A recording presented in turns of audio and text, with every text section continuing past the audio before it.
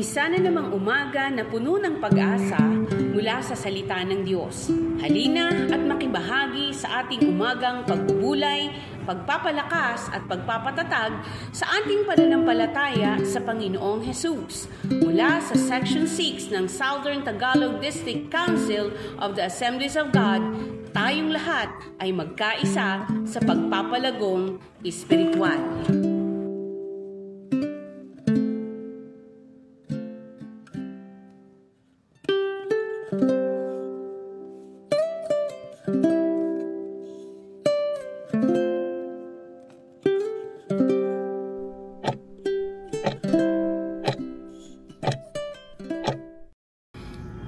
Isa pong muli mo pagpalang araw sa bawat isa sa atin. Salamat sa Panginoon sa panibagong araw, panibagong biyaya at panibagong pagpapala na inihanda ng Panginoon sa atin sa araw na ito. Yan, kamusta po? Ito po ang ating laging pambungad na pagbati. Kayo po ay kumustahin at dalangin natin na nawa po ay lagi pong tayo ay nasa mabuting kalagayan, at sa biyaya ng Panginoon ay makatulong tayo sa bawat isa sa pagpapalakas po ng ating mga spiritual na buhay. Tayo po, pare-pares po tayo pinapalakas ng salita ng Panginoon. And kung ito po ay napadaan lamang sa inyong mga wall, nawa po ay panoorin nyo at tapusin ang ating pong gawain, and hopefully ay makatulong ito sa inyo, sa ating lahat. Okay? Ang ating pong pinag-aaralan ay sa aklat po ng Pilipos. Philippians chapter 1 verse 20 down to 26. Okay? So, pag-usapan na po natin, napag-aralan na po yung verse 20, verse 21. So ngayon po ay focus po tayo doon po sa verse 22 down to 24. Atin pong pinag-uusapan sa ating devotion ay ang pakinabang ng buhay at kamatayan. Okay? Ang buhay, ang pakinabang ng buhay at kamatayan. Pares pala pong may pakinabang yan, yung buhay at ang kamatayan. Kamatayan may pakinabang din, So, pero ngayon po ay nakatutok tayo o nakafocus tayo doon sa pakinabang ng buhay. Okay? Kung mababalkan po natin yung ating pong mga na pag-aralan ng mga araw. So yun po yung pakinabang ng buhay. Ano nga ba yung pakinabang ng buhay?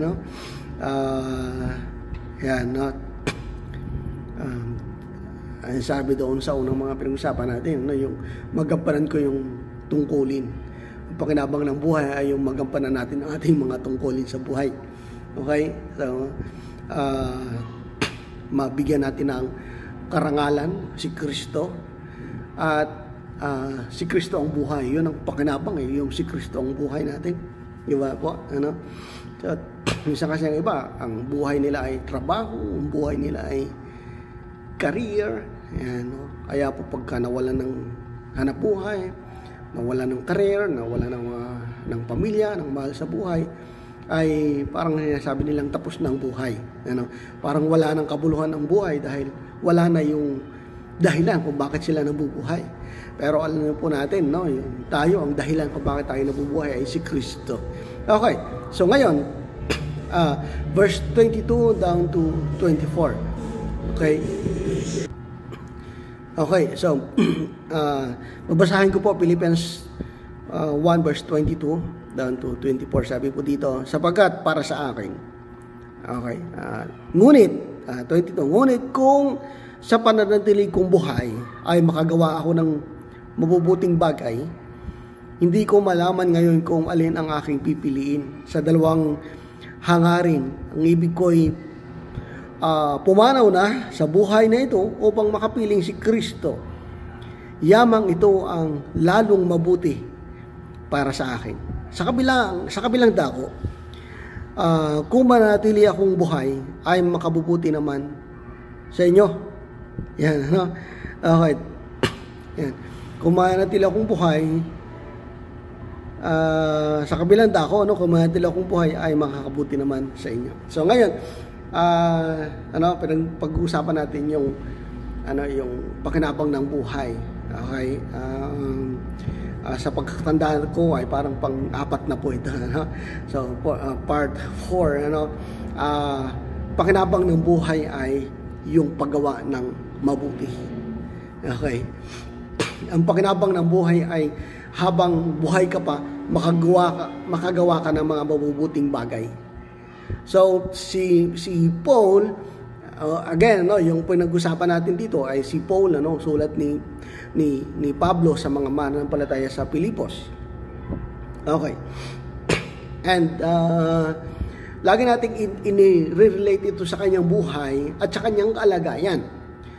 Okay? So napapag-usapan na po natin na si Paul nga during this time ay nasa bilangguan, nakatanikala, nasa kulungan.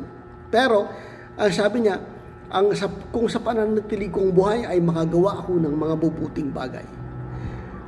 Ay yun yung pakinabang. Okay?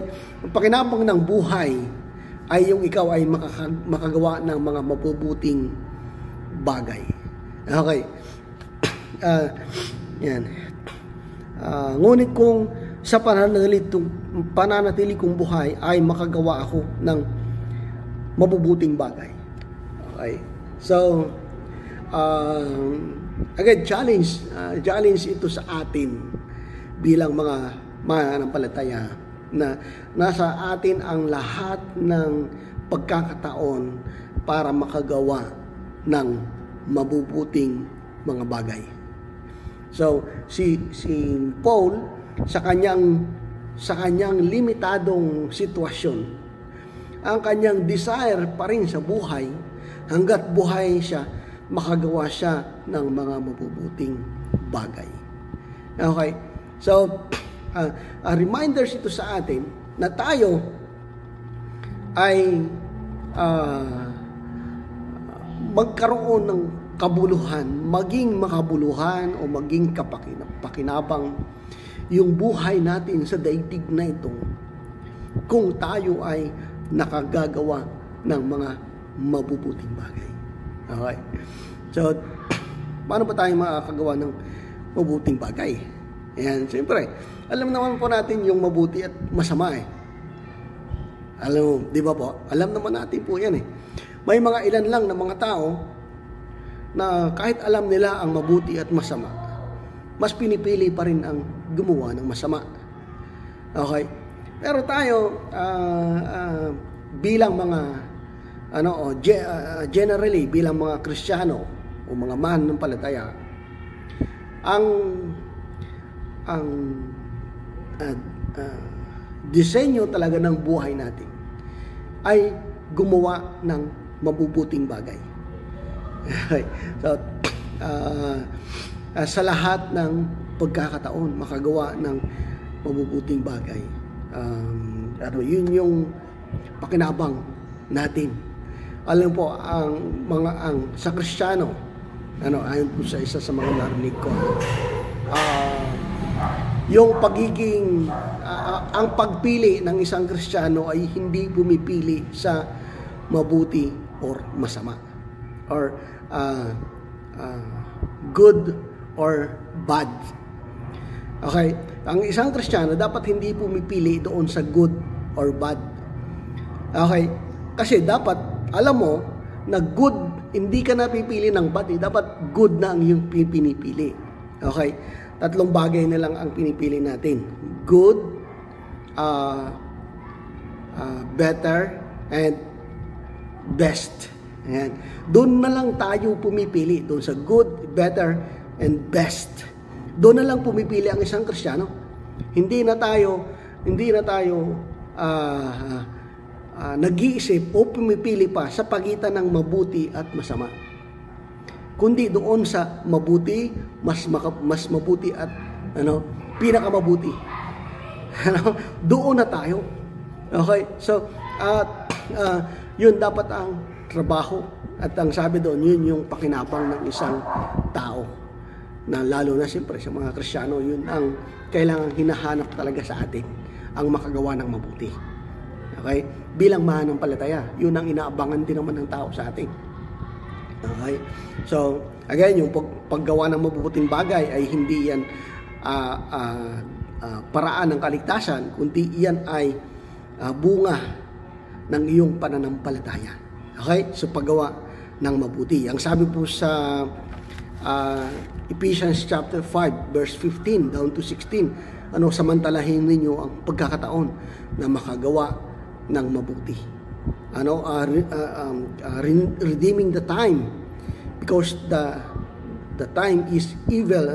Samantalahin ninyo ang pagkakataon kasi ang mundo ay pasama ng pasama. Ephesians chapter 5 verse 16 verse 15 and 16. Basahin po natin parang yan. Yan. Okay. So, medyo mabilis-bilis lang. Ephesians 5 15 and 16. Sabi po dito,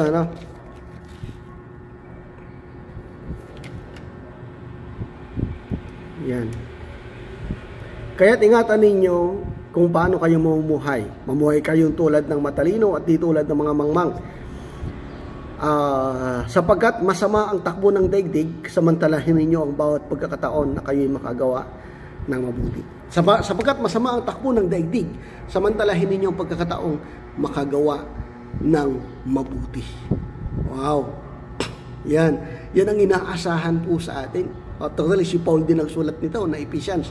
So, samantalahin ninyo ang bawat pagkakataon na makagawa ng mabuti dahil pasama ng pasama ang daigdig. At yung sabi sa mga huling araw, ang tao ay magiging ang daigdig ay magiging pasama ng pasama. Sa gitna po ng kasamaan, sa gitna po ng kamunduhan sa daigdig na ito. Alam naman po natin yung talamak ng kamalian na nangyayari sa daigdig natin. So tayo bilang mga mananampalataya, we stand doon sa katotohanan at ibahin natin. Maiba tayo. Tayo ay gumawa ng mabuti. Yan. At samantalahin ang bawat pagkakataon. Kasi po, totoo po yun. Pasama na ang panahon natin ng daigdig. So, samantalahin natin ang pagkakataon. Sabi po sa Galatians chapter 6, 9, and 10. Galatia chapter 6 verse 9 and 10. Sabi po dito, yan, usahin lang po natin, maganda po ito, yan. Kaya't huwag kayong magsawa sa paggawa ng mabuti. Pagdating ng takdang panahon, tayo mag-aani kung hindi kayo magsasawa. Samantalahin natin ang lahat ng pagkakataon sa paggawa ng mabuti sa ating kapwa, lalo na sa mga kapatid sa pananampalataya. Yan, malinaw po yan.